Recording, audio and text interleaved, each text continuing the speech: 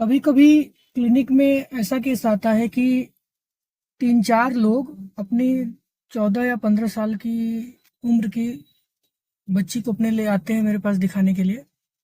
और दिक्कत ये रहती है कि वो बार बार पिछले 15-20 दिन के अंदर बेहोश रहती है, किसी से बातचीत नहीं करती और कई कई बार बेहोश हुई है और काफी देर तक बेहोश रही है। लगभग कभी कभी बताते हैं वो लोग 2 घंटे 3 घंटे के लिए। उसके दांत बैठ जाते हैं, मुंह से झाग आने लगता है, काफ़ी चीज़ें ऐसी होती हैं और वो एकदम परेशान हो जाते हैं। और जब आते हैं मेरे पास तो अक्सर झाड़ फूक और ये सब चीज़ करा लिए रहते हैं कि लगता है कि उनके अंदर, लड़की के अंदर माता आ गई या क्या आ गया। तो बहुत परेशान हो जाते हैं। ऐसे केसेस में डॉक्टर्स भी बोलते हैं कि कुछ नहीं है, लेकिन दवाई लिख देंगे, जांचें करा लेंगे। अरे कुछ नहीं है तो कोई भी जांच मत कराइए आप, कोई भी दवाई मत लिखिए, बस ये बता दीजिए कि ये बीमारी है। लेकिन वो डॉक्टर बोलते नहीं ऐसा। मेरा मानना है कि अगर पेशेंट को या बच्ची को कोई दिक्कत है तो वो बात बतानी चाहिए गार्जियन को, डॉक्टरों को। काफ़ी डॉक्टर बताते भी हैं लेकिन कई लोग ऐसा नहीं करते।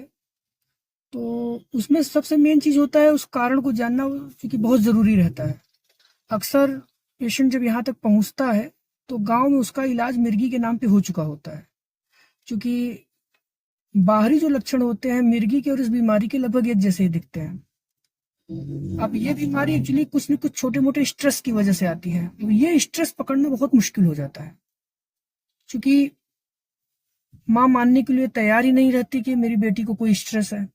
बच्चों को कौन सा स्ट्रेस, ऐसा गांव में बोला जाता है।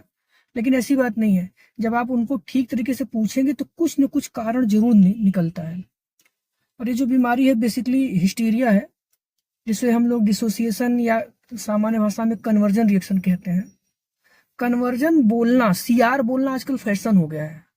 कहीं पे भी आप जाइए क्लिनिक में या कहीं पे भी चले जाइए, जो नॉन साइकेट्रिक डॉक्टर्स हैं, डॉक्टर्स मत कहिए, डॉक्टर को तो सब आइडिया रहता है, लेकिन जो मेंटल हेल्थ प्रोफेशनल को छोड़ करके जो अदर हेल्थ प्रोफेशनल्स हैं वो तुरंत इसको सीआर बना देते हैं।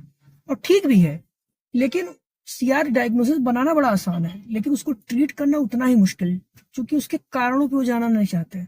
और इसकी वजह से फाइलें दिन पे दिन मोटी होती चली जाती हैं।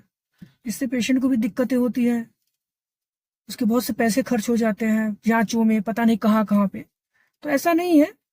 अगर उस चीज को पकड़ा जाए कि कारण कहाँ है तो इस बीमारी का इलाज काफी हद तक किया जा सकता है।